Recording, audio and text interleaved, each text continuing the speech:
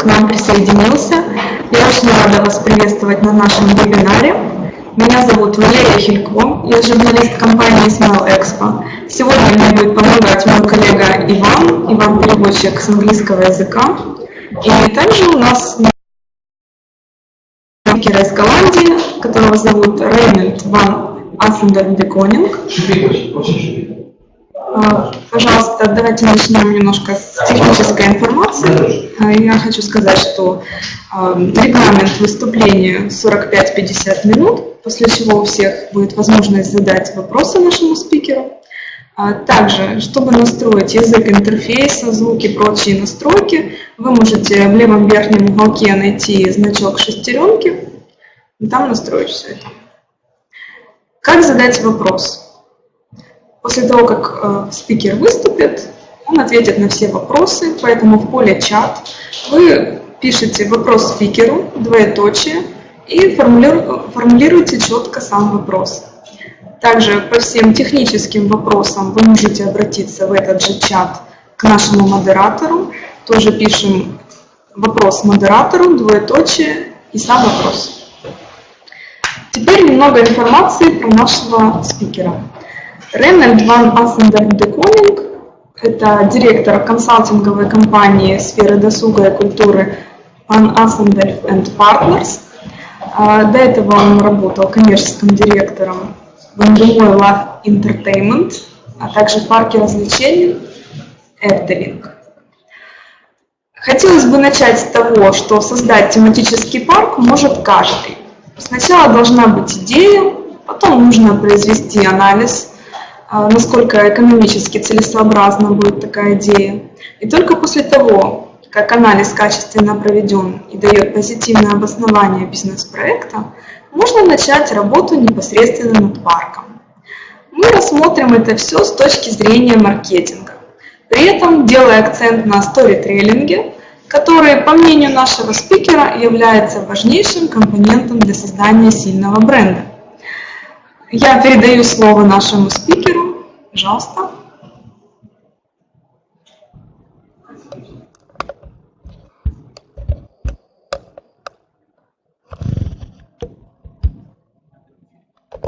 Okay, Reinhard, you can start now.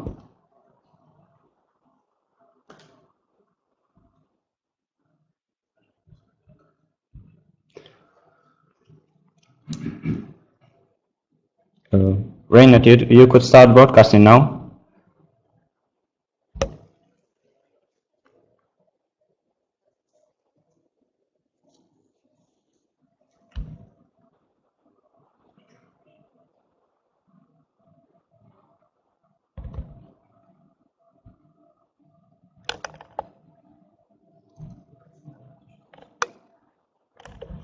Could you please click on the Start Broadcasting button? It's in the camera window.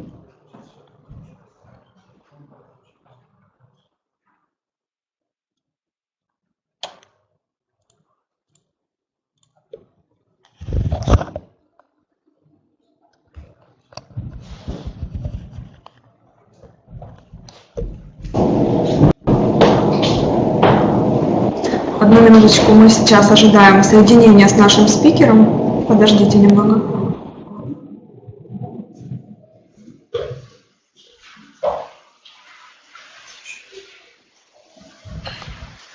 Reinhard, can you hear me?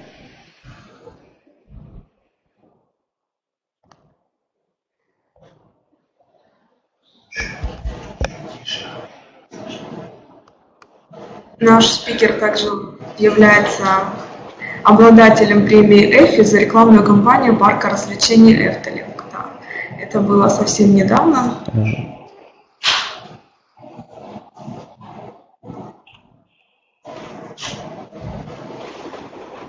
Надеюсь, все успели все подключить, настроиться.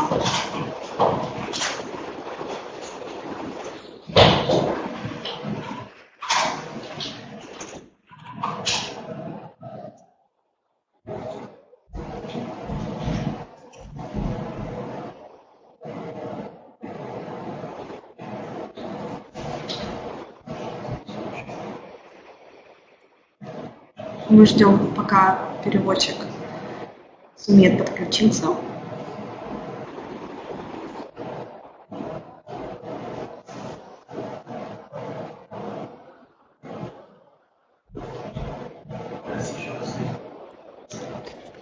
Reynold, can you hear me? Please click on the Start Broadcasting button.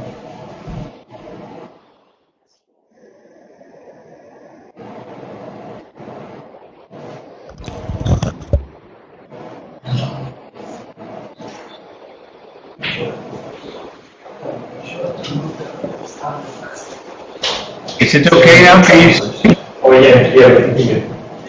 Прекрасно. There I am. Can we start now? Okay, good morning everyone. Yes. I'm very honored that I am Sorry? I'm very honored that I have the opportunity to present some presentation to you this morning. Здравствуйте, дорогие друзья. Я очень польщен, что я могу представить вам эту презентацию сегодня. And sorry for the short technical break, but we'll make that up to you. Thank you very much. It always starts in the theme park business with a great idea. Извините за маленькие технические трудности, но мы продолжим дальше, все будет хорошо. Все начинается всегда с хорошей идеи, и это касается тоже тематического парка.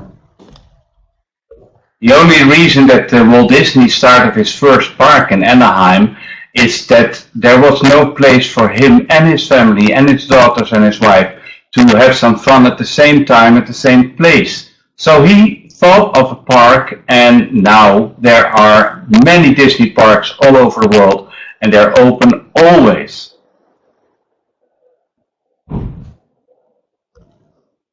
Единственная причина, по которой Уолт Дисней открыл свой первый парк в Анахайме, это то, что для него, для его семьи не было места единственного, где можно было бы развлечься и получить удовольствие. Поэтому он выбрал именно это место, и сейчас можно видеть по всему миру очень много парков компании Disney. And here you see an idea by entrepreneur Henny van der Most, who bought an electrical plant to start his own theme park there. So it always starts with a great idea. И вот здесь вы можете видеть парк, который создал предприниматель Хенни Фодерморст. Он его построил на месте электростанции. Так что, друзья, даже такое возможно. Всегда все начинается с хорошей идеи. And then sometimes it goes wrong, because people think, I know what I have to invest to create my idea, and then they start to ask around to people what people spend in theme parks. And then they divide those two to each other, and they say, okay, that's the number of visitors we're gonna have then. But that's wrong. Only the market decides how many visitors you will have. Ну и, конечно, к сожалению, не всегда все идет так хорошо, потому что бывает, человек хочет открыть свой парк, и он только спрашивает у других людей, которые занимаются этим бизнесом. Он спрашивает, сколько денег я должен инвестировать в проект. И имея такое количество денег, он полностью уверен в своем успехе и высчитывает его по определенной формуле, но все же всегда диктует обстоятельства только рынок. Here you see some famous failures in the business. Hard Rock Myrtle Beach in America in 2006 was open only 4 months in opening, and $400 million went down the drain. Space Park Bremen, the same in 2004, 6 months open and $500 million lost. Mystery Park in Switzerland did a little better, 3 years, but they still lost $53.5 million. Ну и вот примерами таких неудач могут быть следующие парки. Например, Hard Rock Myrtle Beach в США, он был открыт в 2008 году, проработал только 4 месяца и потерпел убытки в $400 миллионов. Space Park в Германии открыт был в 2004 году, проработал только 6 месяцев и потерпел убытки в €500 миллионов. Также Mystery Park в Швейцарии, он проработал 3 года и тоже не был прибыльным. And here you see one of the most famous failures in Dubai. There was to be Dubai Land, and here you see the gate of Universal Studios Dubai. In front, the desert, and unfortunately, in the back, also the desert. Reynold, one question, one thing, please. Could you please not click a slide further while I'm not finished translating? One small request. I don't understand, but... could you please not click the slide further until Okay. I'm not finished translating? Okay, thank you. Также, друзья, вы только что видели картинку парка, потенциального парка Dubai Land, которым занималась компания Universal Studios, но вы могли видеть там только сами ворота, проект не был реализован, потому что деньги были заморожены. So, if you see these mistakes and we don't want to make them again, it is very necessary that we do a proper feasibility study. Если, конечно, мы хотим избежать таких ошибок, то мы хорошо должны все подготовить и рассчитать все с точки зрения экономической оценки целесообразности и рентабельности. And now you will wonder what feasibility consists of. Well, here you see the various topics that are involved in a feasibility study. To know if there is enough market, if there is good spending opportunities, if the age of your target area is good and from where people will come. We'll first look at the trends and the consequences of the market. Конечно, вот, друзья, много факторов, которые как раз-таки входят в эту экономическую оценку целесообразности. Мы должны хорошо знать рынок, свои демографические показатели. Ну и первым пунктом, конечно, который нужно рассмотреть, это являются тренды и последствия для рынка. It is important because when there are a lot of older people living in the area, you don't want to build a roller coaster park, for instance. Это, конечно, очень важно, потому что если, например, мы знаем, что у нас в регионе проживает очень много людей старшего возраста, то, возможно, им будет не настолько целесообразно строить там определенные аттракционы и определенный вид парка. Then we look at the concept. Is the concept feasible? Is the story okay? Is it logical, the story that you are trying to tell? Затем мы смотрим на концепт нашего парка, и это концептуальный анализ, насколько эффективной будет история, которую мы пытаемся создавать, и насколько она будет привлекать людей, посетителей. Then we look at the site analysis. Where is the site? Is it easy reachable for your audiences? How long do they have to travel? Can you see it from the highways, for instance? And there are so many things that we have to investigate before we say this is a good site. И, конечно, очень важным компонентом является анализ месторасположения нашего будущего парка. Нужно посмотреть, насколько люди могут удобно к нему добраться, насколько будет им выгодно туда путешествовать, видно ли его из дальней дистанции. Вот очень много факторов, которые нужно просчитать, прежде чем все-таки решать, достойно ли это место для того, чтобы здесь создавать наш парк развлечений. Then we look to one of the most important things, and that's the demand analysis. How many people live in your target area? How big is the tourist market? How big is the consumer market, the business to business market, individual visitors and group visitors? What is your primary catchment area? So within an hour driving time, and what is your secondary catchment area that goes up to 2 hours? How is your market penetration? What can we expect of the market penetration of your park in your target area?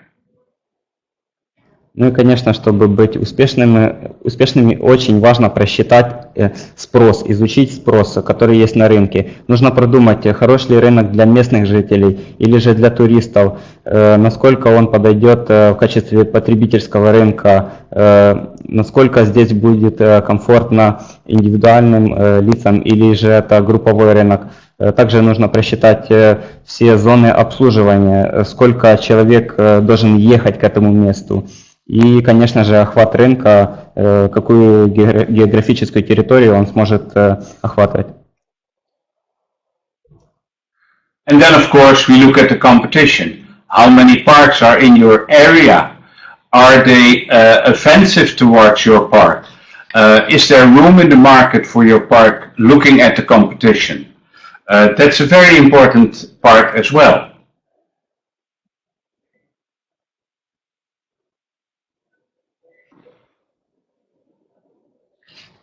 Также, конечно, очень важно просчитать конкурентоспособность свою будущую. Например, сколько парков у вас есть конкурентов, сильные конкуренты, в каком месте они находятся.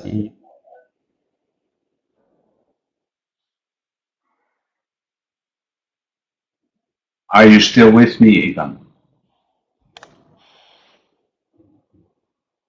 You go on.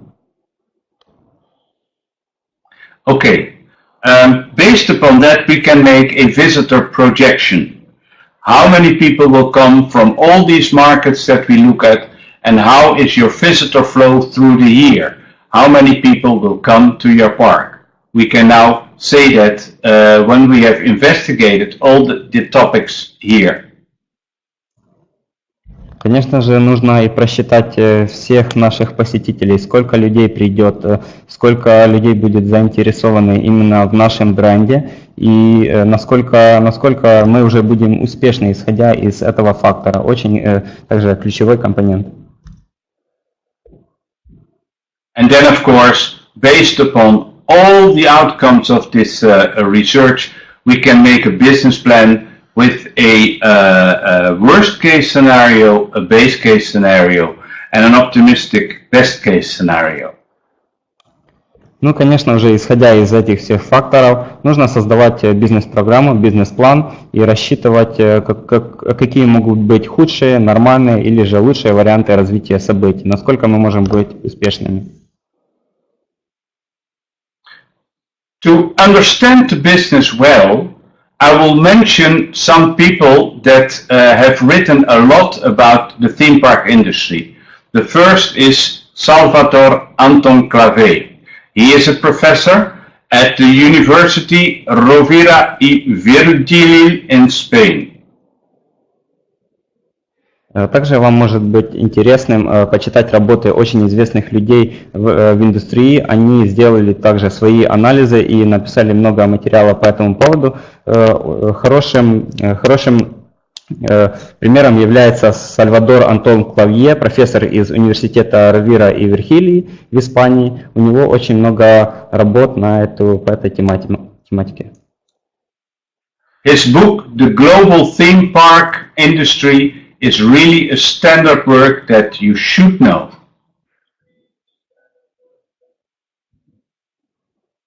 Вот именно его книга, которая называется «Глобальный тематический парк», очень хорошая работа, которая объясняет, как работает тематический парк.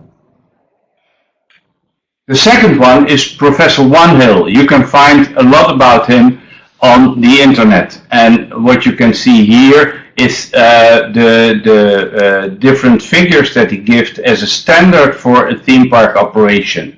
You can find them on the internet. Professor Wanhill. Например, профессор Стивен Вонхилл, он также сделал очень много исследований по этому поводу. Вот, например, слева вы видите, сколько статистики он дает, исходя из своих исследований, и также проделал очень много работы, изучая эту индустрию. There are two research institutions, two feasibility study consultants that I work closely together with, and that is one is Future Rental in Germany, and the other, and I can say this is the best one in the world, is Leisure Development Partners in London. Лично господин Ван Асседельф сотрудничает и с двумя очень известными компаниями в мире, которые также занимаются исследованиями этого рынка. Одна называется Future Renter, она из Германии, и также компания Leisure Development Partners. Он тесно сотрудничает с ее представителями, и вместе они разрабатывают новые технологии. Even this afternoon, I will work with Leisure Development Partners for a great new big park plan near Amsterdam. It's called Park 21. Например, компания LDP, или же Leisure Development Partners, создала в Амстердаме очень известный парк развлечений, который называется Парк 21.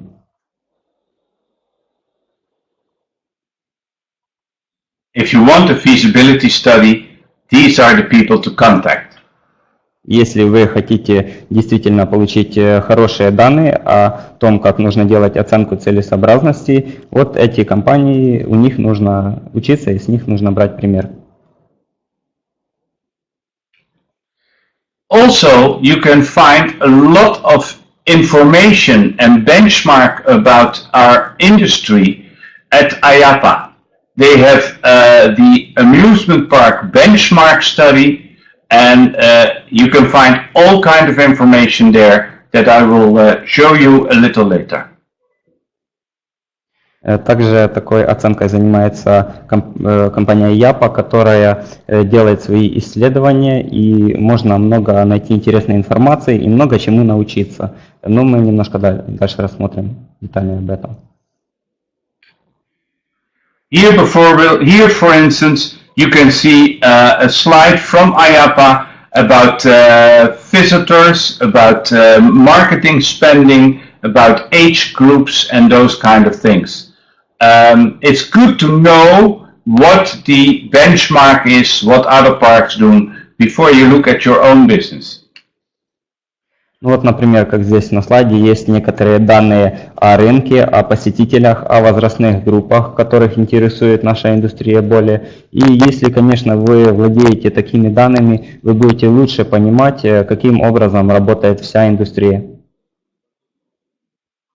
And what you see here before, for instance, in this slide, let me see, this slide is that the average of marketing spending in the European parks is about 9.4% of their total revenue. Вот, например, сейчас вы можете видеть, что средняя трата на маркетинг компаниями, которые вовлечены в этот бизнес, составляет 9,4% от их общих трат и от их общих инвестиций в свой парк. So make sure that you are a member of IAPA and of EAPA so that you have the right figures at your disposal every time. It's very important. Так что лучше, если вы будете интересоваться этим и сотрудничать с ЯПА, потому что вы будете владеть правильной информацией, которая вам поможет в дальнейшем.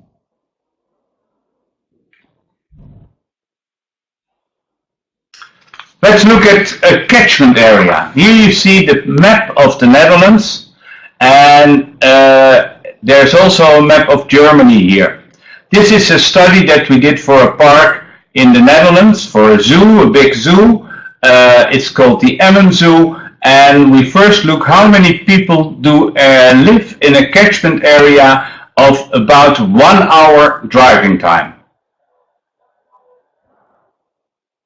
Вот вы можете видеть на слайде такой пункт, который называется зона обслуживания. Это очень важный фактор. Вот здесь вы видите карту Голландии и также Германии. Мы делали здесь исследование для одного зоопарка. Мы рассчитывали, сколько людей, может быть, потенциальных посетителей, которые захотят посетить наш будущий зоопарк.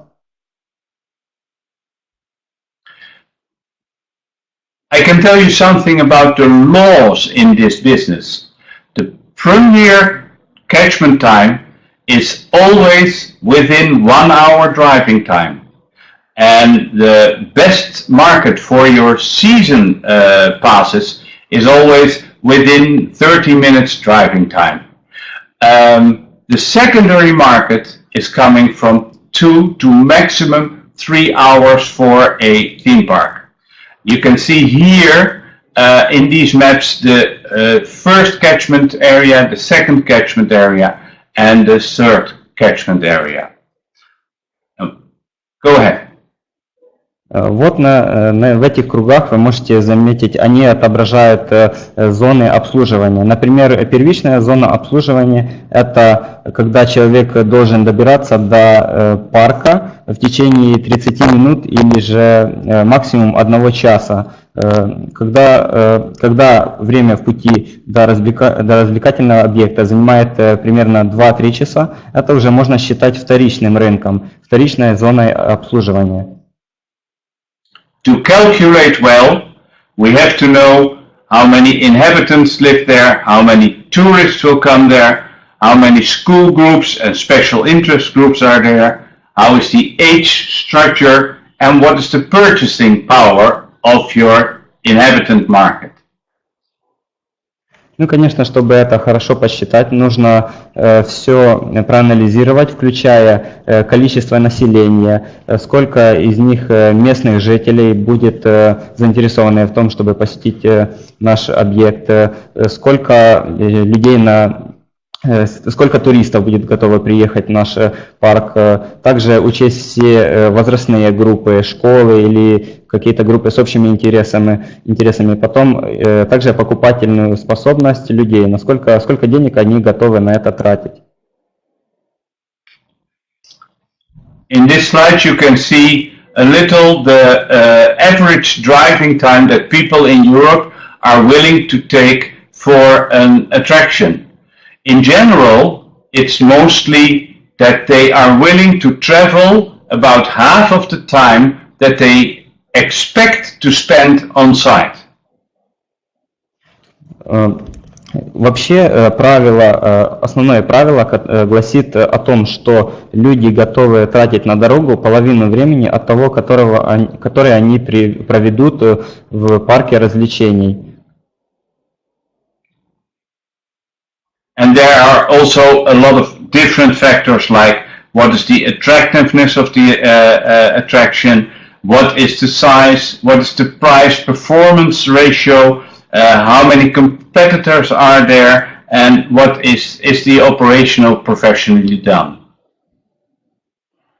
Ну и, конечно, чтобы увеличить зону обслуживания, нужно учитывать очень много факторов, насколько наш комплекс может быть привлекательным, какой объем рынка он может занимать, сколько денег мы готовы тратить, сколько денег мы получим в качестве дохода, также просчитать наших конкурентов. И сложив все эти факторы, мы будем иметь четкое представление, какие у нас могут быть зоны обслуживания.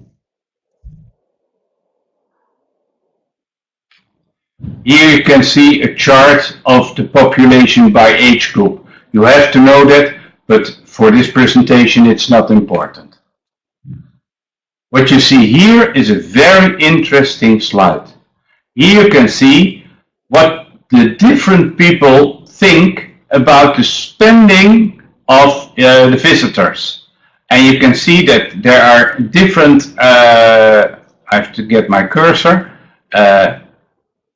this is the number that IAPA Europe thinks. The percentage that is spent on entrance is 54%, F&B 17%, merchandise 9, and other spendings is 18. Wenzel thinks a little different about that. OneHill also thinks about a little different about it. Our experience are these figures about. And then ERA, which is now called ACOM, has an average, has these figures. So we come to an average of entrance is about 56% of what a visitor spends with you. F&B, food and beverage is 25, merchandise is about 12, and other is about 7. But you can see that it varies from park to park. На этом слайде вы можете наблюдать, что разные компании устанавливают разную ценовую политику за разные компоненты в своем парке. Вот, например, это процент посетителей и процент трат посетителей в парках. Например, в компании Япа Europe за вход люди платят 54% от общих трат, за питание и напитки 17%, за такие товары, как сувениры и другие покупки это 9%, ну и другие расходы, включая парковку, 18%. Разные компании устанавливают абсолютно разные показатели и думают по-разному, поэтому мы можем посчитать общую сумму, которая равняется следующим показателям. За вход в общем компании требует 56% от общих трат посетителей в парке, за питание и напитки 25%, сувениры 12% и другие траты это 7% от общей суммы трат посетителей. When you are in the marketing department, this is maybe the most important slide that is in the presentation. Here you can see all the different products that we are selling. They are here, from attractions to events, to merchandise, to food and beverage, to catering facilities, to merchandise and so. Here you can see the business market, here you can see the consumer market. Please make sure that all your groups, all your different visitors are determined here. And here you can see and say with what means all these groups are attracted to the parks.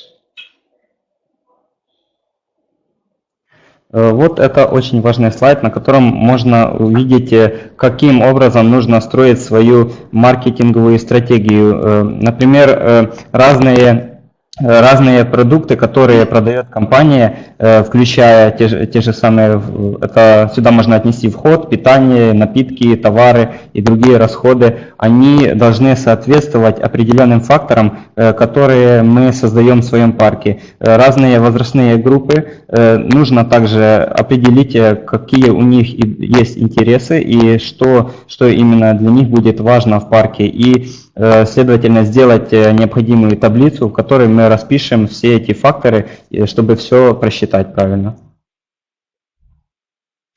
So about 75% of your visitors mostly come from consumer markets, the individual consumer visitors, families with children, youngsters, empty nesters, senior citizens, tourists, and special interests. And here you can see what means you have to attract them to your parks, and here you can see that you can do that with all kinds of different means. Websites, social media, electronic newsletters, databases, and here you can see the mass media, television, radio, print, outdoor, special media, events, and social media, and so on. Вот, например, Например, мы видим, что 75% посетителей, они относятся к рынку индивидуальному, то есть индивидуальные потребители. Это может быть семья, дети, туристы, люди, которые приезжают с других городов или же даже местные жители. Мы должны рассчитывать, каким образом мы можем привлечь их внимание к нашему тематическому парку. Мы должны разделить на две категории такие пункты, как, например, привлечение их в соцсетях или через email, а также привлечение через разные средства массовой информации. Это уже телевидение, радио. Это, естественно, другой пункт, и все эти факторы мы должны просчитать перед тем, как решать, на какой рынок мы должны более ориентироваться. So for your marketing department, it's always very important to determine what different products there are, what different markets there are, and what tools you can use to attract those markets. Опять же, ваш маркетинговый отдел должен решить, какие использовать инструменты, какие продукты должны соответствовать вашим требованиям, и исходя из всех этих пунктов уже определять конкретно, каким образом создавать свою маркетинговую стратегию. Okay. When you find out these kind of things, it's also very important to look very careful at the pricing of your facility. The pricing is one of the most important things that you have to think of in marketing. And the pricing always go to total different groups and persons that you visit. It goes from the rack rate. You have to think of the rack rate, and rack rate is the published individual price that you offer. Then you go, of course, to online sales, to a price for children, a price for elderly people, for groups, for school groups, and for season tickets. In general, we say that the general rule of thumb is that you first take off these rack rates, the VIT that you have to pay, and then about 20% to 25% general discount that you have to give to the different groups. Then you come to your net ticket revenue. И, конечно, после этого нужно обратить внимание на ценовую политику. Это очень важно. Это почти что главная составляющая вашего дальнейшего успеха, потому что для этого нужно рассчитать разные возрастные группы, которые будут вашими посетителями. Как видите, для разных возрастных групп и также для разных людей мы устанавливаем разную цену. Например, первый пункт – это цена за индивидуальный билет. Далее идут билеты для продажи в интернет, билеты для детей, билеты для старших людей, ну и так далее. В общем, главное правило гласит, что к общей сумме за цену основного билета нужно добавлять 20% скидки для различных групп. There's a new thing. And I wanted to do a 5-minute workshop with you, but we are short of time, so I will not do that. But what I want to show you, in an American research this year, it showed that teenagers between 12 and 17 years in 2008, 76% still was going regularly to a theme park. That decreased in 5 years' time to 67%. And the question was, why is that? Why is the number of teenagers decreasing in such a short time? Well, you would have noticed and you would have come out with the solution for this riddle, and it is probably the effect of the smartphones and the gaming and those kind of new competitors that are coming to our market. We have to see if these things are also coming to the European market. Американское исследование, к сожалению, недавно показало, что есть такая негативная тенденция, посещение подростками развлекательных объектов, к сожалению, падает. Например, вы можете видеть, что в 2008 году это было, подростки составляли 76% от общего количества посетителей, в 2012 это уже было 67%. Так мы должны спросить себя, почему у нас сейчас идет такой спад именно в категории подростков. Возможно, ответом на это будет то, что сейчас появляется очень много новых технологий, также смартфоны, игры, все эти факторы, которые отвлекают подростков и детей от того, чтобы приехать и приятно провести время в парке развлечений или же в другом объекте. Okay, now that we have looked at the feasibility, now that we know our prices, now that we know our competition, now that we know how many people will come, and we've done all that research very, very thoughtfully, let the games begin. And we start exploiting the parks. Ну и теперь, когда уже мы знаем, какие у нас будут посетители, какая у нас будет ценовая политика, насколько будет рентабельным наш рынок, наш парк, когда мы уже знаем все эти показатели, когда мы можем их спрогнозировать, мы можем, конечно, начинать уже думать что-то серьезное и переходить к созданию тематического парка. I think that figures are very important. But the most important thing is how to get the visitor to your parks. And that always starts with the story that you want to tell. Because people, places, theme parks, products are just as interesting as the story that they have to tell. Nothing else matters. If you take away the memory about the story, there's little left. Ну, конечно, цифры эти все, которые мы рассмотрели, они очень важны. Но что более важно, это найти ответ на вопрос, как же все-таки привлечь посетителей в наш парк.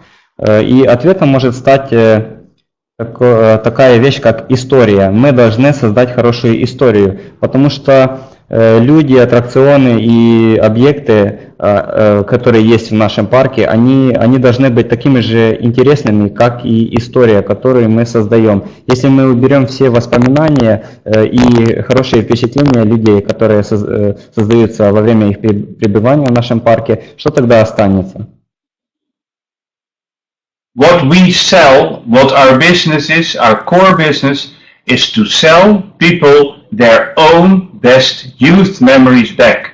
Because when you think of your own best youth memories, you come to the class of your school, or the first time that you went with your parents to a holiday camp, or your first girlfriend or boyfriend, your marriage, or the day that your first child was born. There's not 100 million euros or dollars or rubles that can compete with that.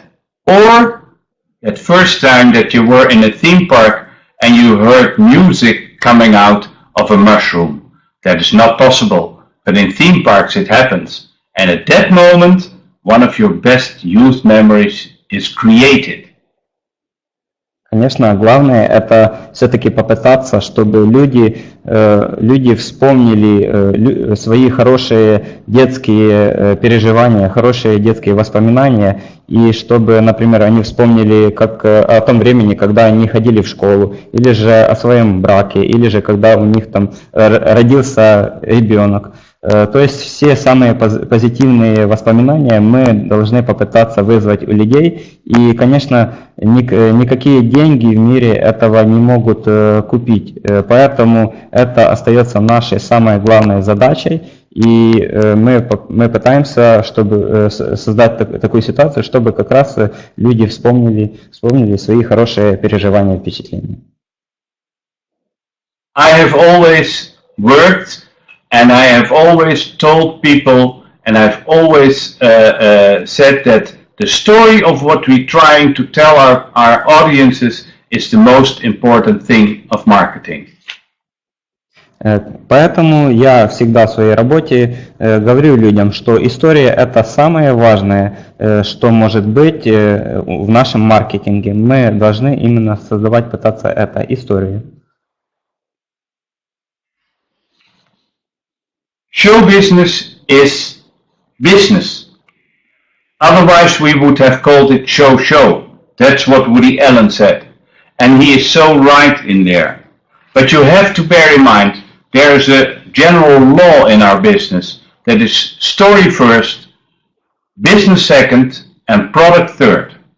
First, you have to know what story is that you are going to tell to your visitors.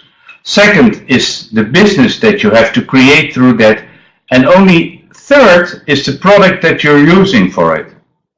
Because when you want to tell the story of Snow White, it doesn't matter whether you do that in a book, a film, a musical, a 3D ride, or a roller coaster, as long as you get the story from Snow White to your visitors. Ну и как говорил Вуди Аллен, шоу-бизнес – это, конечно же, бизнес, иначе мы бы называли его шоу-шоу. Но все-таки главным правилом, как считает господин Ван Асседельф, это является история, которую мы должны создавать в нашем парке развлечений. Сначала идет история, мы должны ориентироваться на посетителей, чего именно они хотят. Далее, как создать правильный бизнес, как создать историю и вовлечь ее в этот бизнес.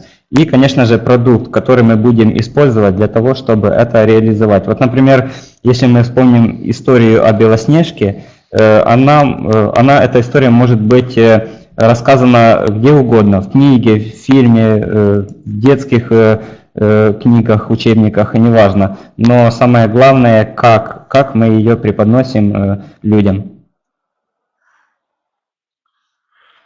You can find all kind of things about the storytelling behind products, because that's what we're doing. We are telling stories behind products. You can find that in the books of Joe Pine and James Gilmore. They wrote this book, The Experience Economy, in 1990, and ever since marketing is based upon their philosophy. Every company has a theater, and every company plays its own role.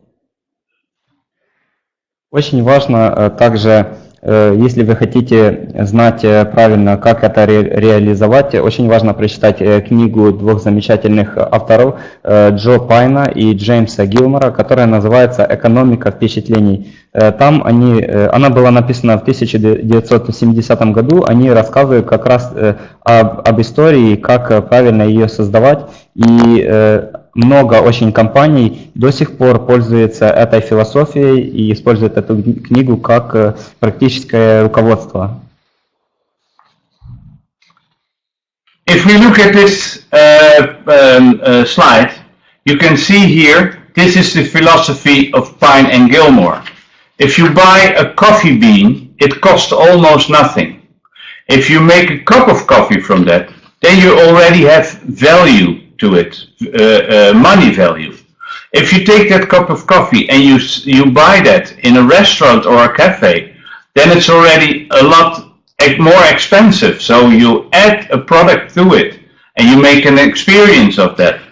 And when you buy that same cup of coffee on the San Marco Square in Venice, you pay maybe 10 times what you pay in a restaurant or at home for the same cup of coffee. So when you add experience to a product and a story to a product, the value goes up. Например, вот давайте рассмотрим такую схему. Представим, что мы покупаем кофейные зерна.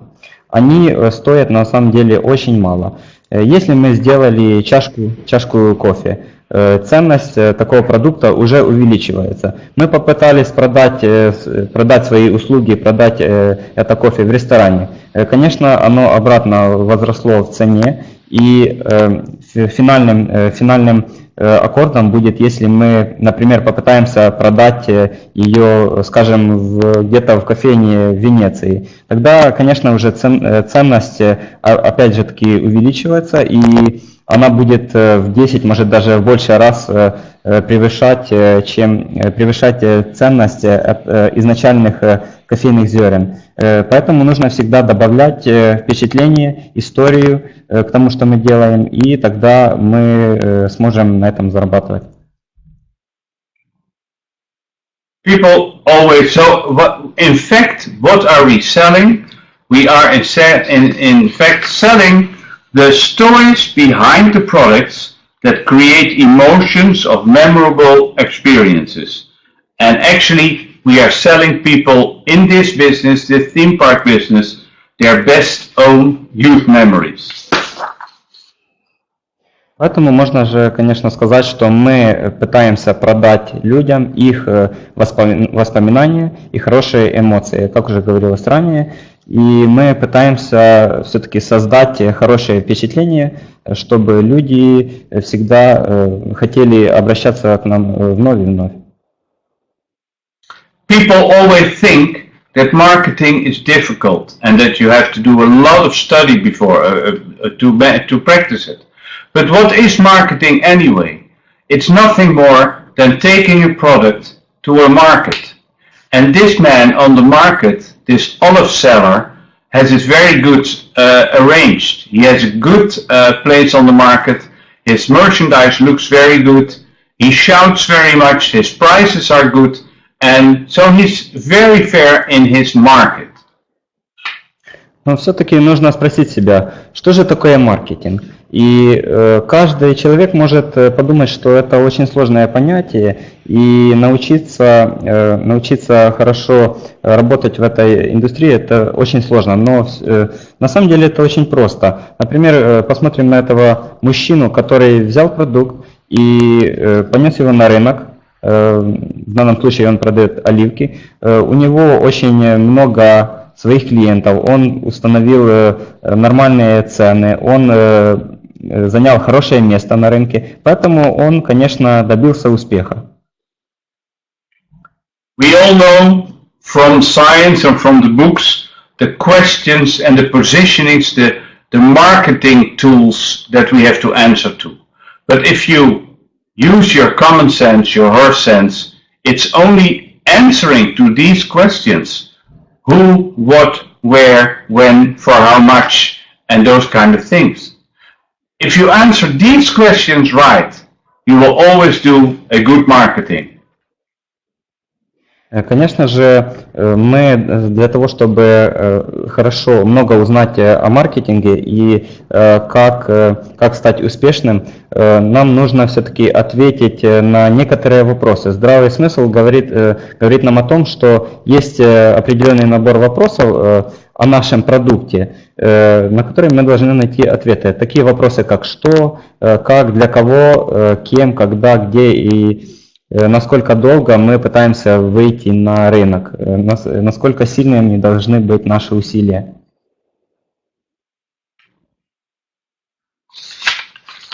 I'll skip this.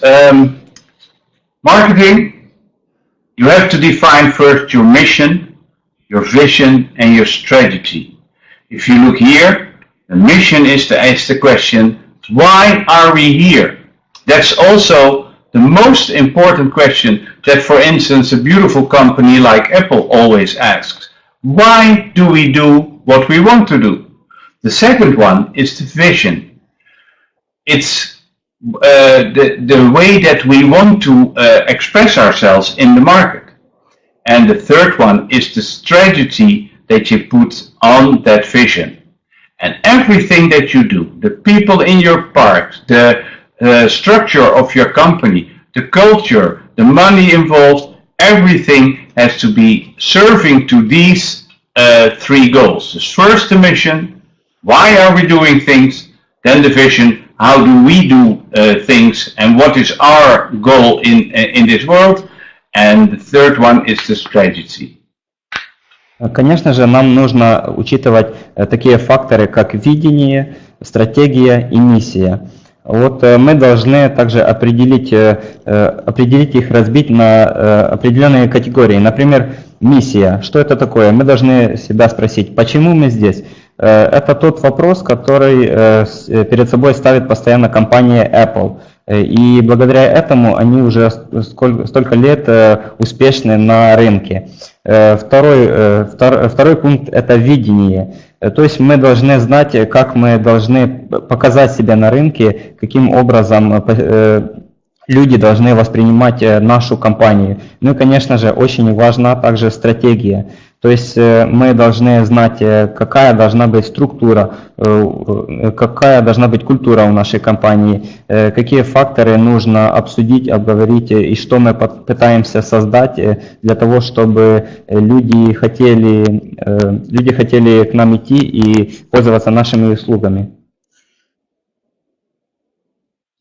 We have seen the book of Joe Pine and James Gilmore, and if you ask money for tangible things, then you sell a product or a commodity. If you ask money for the time that people spend with you, you sell an experience. But the most important thing is when you ask money for the outcome of what your audience want to be. So my vision is that always you should ask yourself, what can I do? What can my company do? What can my product do to make you, visitor, more happy? That's the most important thing of the outcome of our marketing.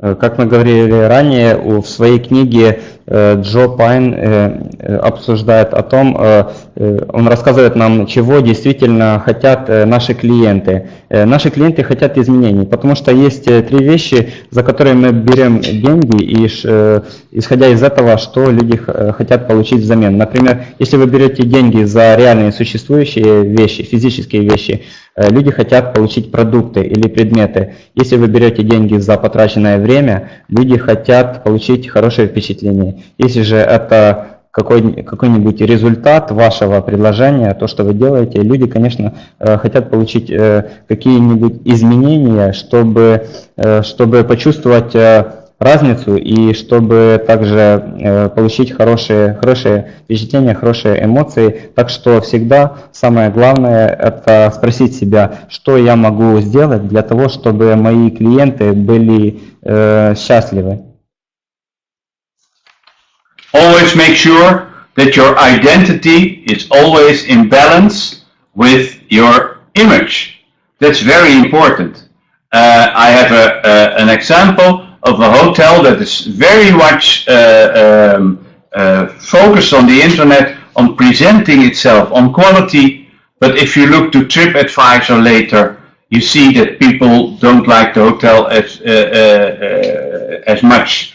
So you always have to see that your identity, so the way that you want to express yourself, is the same and in balance with the way people think about you. Нужно убедиться в том, что представляемый в вашей компании образ должен соответствовать видению людей. То есть, так как вы думаете о себе, также о вас должны думать и люди. Например, там был маленький такой пример, что один отель представляет себя в очень хороших красках, рассказывает о себе как об очень хорошем месте для отдыха, тогда как в интернете люди пишут исключительно негативные отзывы. Так что очень важно, чтобы ваш представляемый образ соответствовал видению посетителей. And then look at your quality. Always ask yourself, what are the 5 keywords that our product is based upon? And what are the 3 most important things that people, customers, will tell about our product? You always have to be sure that your brand, your park, your facility, your bowling is top of mind with people. It's a marketing term, but it means that when people think of going out to a theme park or to a bowling or to a shopping mall, they first have to think of your shopping mall. Так что вам нужно задать себе вопрос, какие 5 ключевых факторов основные для вашей компании, и также какие 3 самые важные вещи, которые люди говорят о вашей компании или о ваших услугах, чтобы эти вещи между собой соответствовали друг другу, потому что вы пытаетесь создать у людей, так скажем, популярность бренда в подсознании, чтобы когда человек думал, куда мне пойти вечером погулять, он сразу вспоминал не какие-то другие развлечения от ваших конкурентов, а сразу те услуги и то место, которое вы создали для людей. And then you start with marketing. And first, there is a product. You create a wonderful new product, and you start advertising your product.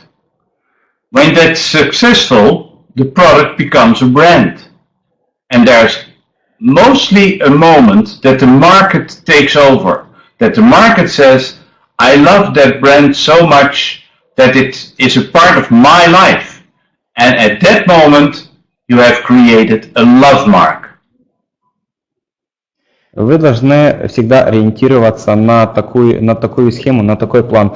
Когда вы создаете очень качественный продукт, начинаете его рекламировать, выводить на рынок, делаете очень мощную маркетинговую кампанию, ваш продукт становится брендом. И через некоторое время рынок в восторге от того, что вы сделали, и вы становитесь так называемым любимчиком на рынке, когда люди уже не могут представить данный сегмент без вашего присутствия.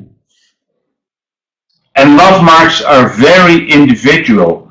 On the next slide you will see a number of my love marks.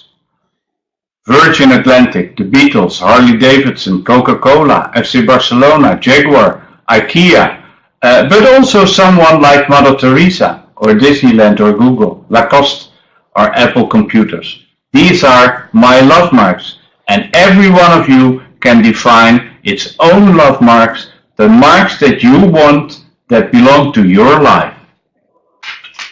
Конечно же, такие любимчики – это индивидуальное впечатление для каждого человека. На рынке есть очень-очень много компаний, и каждый сам для себя решает, что ему больше, какие бренды ему более нравятся. Вот, например, господин Ван Асседельф представляет такие компании, как вы можете видеть на слайде, это его любимые бренды, но также сюда могут входить и не только сами компании, но и такие вещи, как даже, например, люди, мать Тереза, тоже можно сюда отнести к таким любимчикам.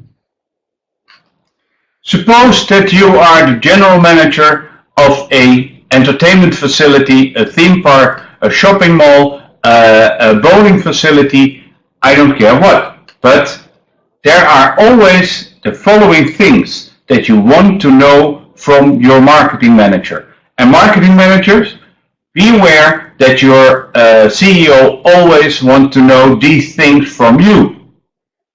First, which is our audience? How many people have we potential visitors? What are the target groups? What are the target areas? What do they want?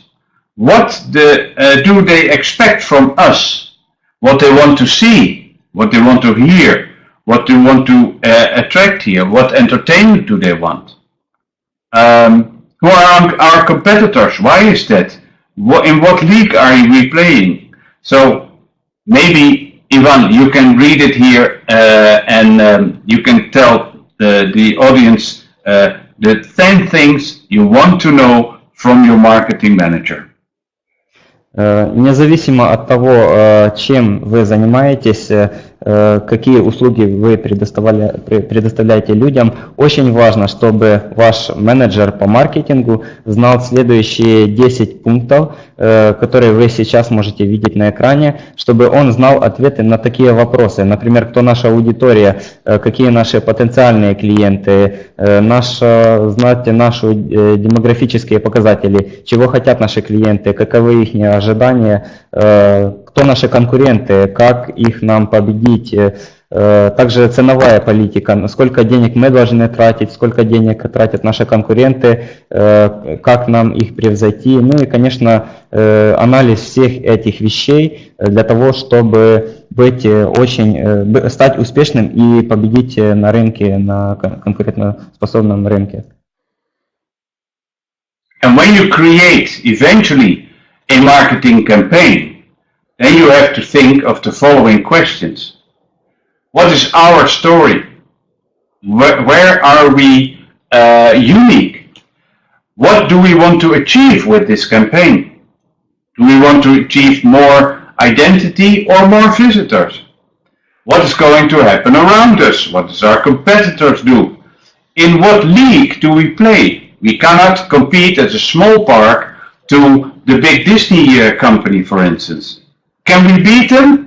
If we cannot beat them, okay, we'll go to guerrilla marketing. We'll try to think of something totally different and bring that to the audience. So, what is our strategy? And then what will be our campaign? Which media will we use for that campaign? And at the end, always again the same story. What is our story? What is the story that we're going to tell our visitors? Ну и, конечно же, очень важно, чтобы ваша компания установила для себя нужную маркетинговую стратегию. Вы должны знать, какову вы хотите создать историю, какие люди должны заинтересоваться ей, чего вы хотите достичь, какова ситуация на рынке, также кто ваши конкуренты, и как вы можете их превзойти, если вы не можете с ними бороться обычными методами. Это может быть уже так называемый партизанский маркетинг. Потом также вы должны четко понимать, какой должна быть ваша стратегия, маркетинговая кампания. Ну и самое главное, наверное, это все же история, как вы можете создать хорошее впечатление у людей. In this presentation, I've tried to explain a lot of things about the marketing of a theme park. Of course, figures are very important, but in my vision, there are three things that are very important for marketing in a theme park or another entertainment facility, and you have to keep them in mind.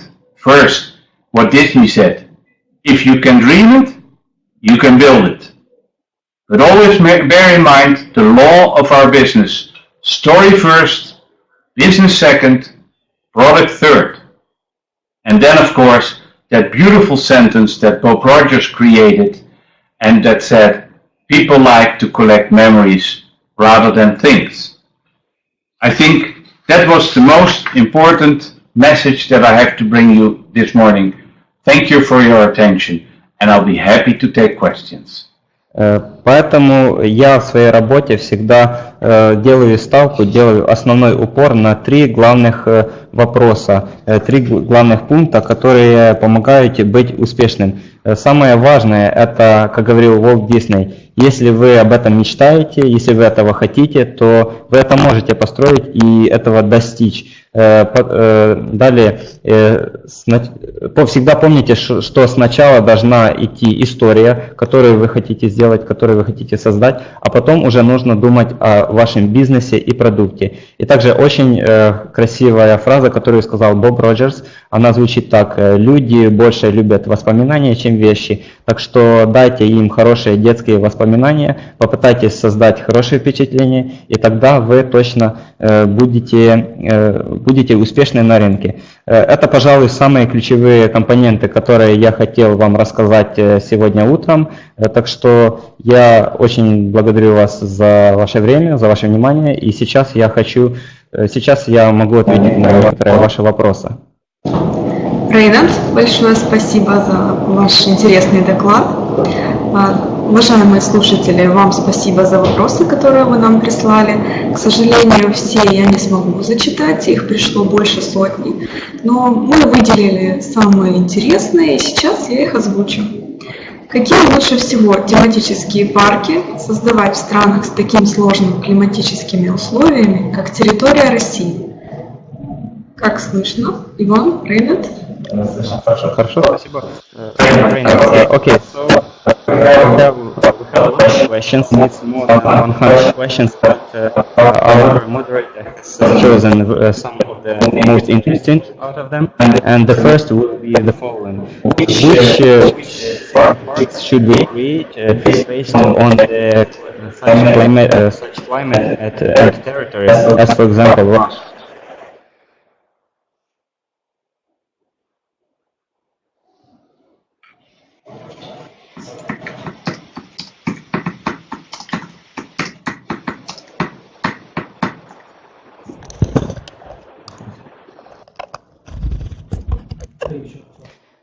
Reinhard, can you hear me now? Yeah, I can hear you now. Yeah. So we have a lot of questions. For probably most interesting will be the first one.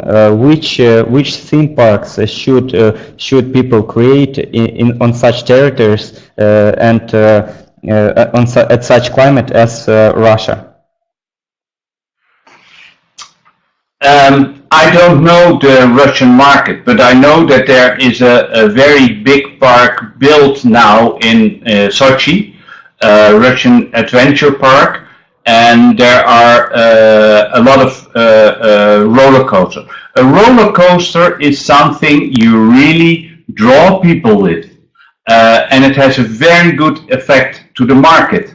But first you have to create a general story around your park and around your roller coaster. It's not enough just to put a roller coaster there. Ну, на самом деле, я, может быть, не очень хорошо знаю российский рынок, но все же я знаю, что в Сочи сейчас строят очень большой парк развлечений, Сочи парк, и, насколько я знаю, главный акцент, упор там делает на аттракционы, на количество американских горок. Конечно, американские горки очень привлекают посетителей, но все же я считаю, что главный компонент это должна быть, как я уже говорил, история. Сначала вы создаете историю, а потом уже с помощью вокруг этой истории вы строите все объекты, которые есть у вас в парке. Следующий вопрос. Какие последние тенденции по созданию парков в Европе и какие сейчас парки самые популярные в Европе? All right. So the next question is which are the most popular trends in Europe, and which theme parks are the most popular in Europe? What kind of theme parks are the most popular to build in Europe? There are several, but it first depends on what your own taste is. If you like a big theme park and really one of the best in the world, there are 3 parks in Europe that you should visit.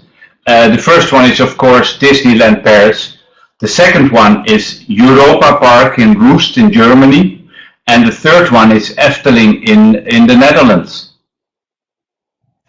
Ну, сейчас на самом деле все зависит от вкусов посетителей, поэтому это главный компонент, на который нужно ориентироваться. Конечно же, мы всегда выделяем 3 самые главные тематические парки, которые есть в Европе. Это, конечно же, Диснейленд в Париже, потом Европа парк в Германии и еще один очень популярный парк в Нидерландах, в Голландии, которые привлекают очень много посетителей и являются такими, скажем, гигантами на рынке индустрии развлечений.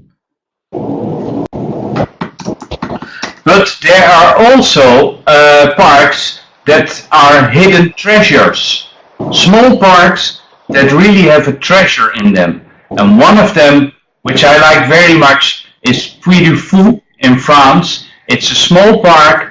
It's all based on theater shows, and I like it very, very much. I'll show you a picture of it. One moment, I'll be out of the build, but I'll be back. Ну, конечно же, ему очень нравятся такие парки, как они так называемые спрятанные сокровища. Например, один парк в Франции, в котором есть очень много хороших аттракционов, которые привлекают людей, и там создается очень много шоу, очень много представлений. Вот сейчас он показывает картинку этого парка, и людям очень нравится туда ходить. This is a picture of the park Puy du Fou in France, and it has about 1.5 million visitors. It's a real treasure in the business, and here you see a picture of their show, which they do about 30 times in summer, and there are 1,100 volunteers playing there every weekend night, and there are more than 14,000 people in the audience. Вот он показывал сейчас картинку этого парка. Он называется Puy du Fou. Построен он во Франции, и ежегодно его посещают 1,5 миллиона посетителей. Они показывают где-то 30 представлений за сезон, за лето, и постоянно в этих представлениях пытаются участвовать более 1000 волонтеров. И на каждом представлении присутствует более 14 тысяч людей, более 14 тысяч зрителей. Так что парк пользуется очень большой популярностью на самом деле. I am convinced that there is a huge market in your country for new theme parks and new initiatives. And I'll be very happy maybe to come to your country once and be able to speak on one of the expos. I'd love to show you more about the theme park market and to share my thoughts with you. It has been my honor to do this presentation for you, and I hope that it brought you something as well. Я знаю, что в ваших странах, в том числе в России, очень мощный этот сегмент, и он сейчас есть такая тенденция развития четкая, поэтому я бы с радостью приехал на какую-нибудь выставку и был бы там спикером, чтобы поделиться своим опытом, чтобы рассказать о том, как закрепиться в этом бизнесе. И поэтому я благодарю вас за ваше внимание. Для меня это была большая честь, и я с радостью предоставлю эту презентацию далее, когда буду выступать. Спасибо, Рейнод, большое. К сожалению, время нашего вебинара исчерпано. Мы надеемся увидеть Реймонда и всех наших слушателей на ежегодной международной выставке конференции ЯПА, которая пройдет в феврале этого года. Также не пропустите завтра, 11 декабря, в 12 часов по московскому времени, выступит Шон Макгеок из Вьетнама с темой «Менеджмент парка. Как создать успешную команду с нуля до 100% успеха». Также послезавтра, в четверг, 12 декабря, в 12 часов по московскому времени, выступит Дэниел Эйлвард из США. Его доклад звучит «Факторы, которые необходимо учитывать при создании и управлении тематическим парком». Спасибо огромное за внимание. Следите за нашими обновлениями. Оставайтесь в курсе всех событий мира развлекательного бизнеса. So, Reynold, thank you very much. We appreciate it, and we would like to thank you for everything you did, for the information presented, and our moderator. Reynold, thank you very much. Thank you for everything you did, for everything you shared, and we appreciate it very much. And our moderator just told that we have another presentations, so it will be like people will get to know the market very well, actually, because we hear from different specialists, and your presentation was very interesting, and we appreciate it. Thank you. Thank you very much, Ivan, and thank you for helping me with this. Thank you. Благодарит господин Ван Асседельф всех за внимание также еще раз. И большое спасибо, что присутствовали.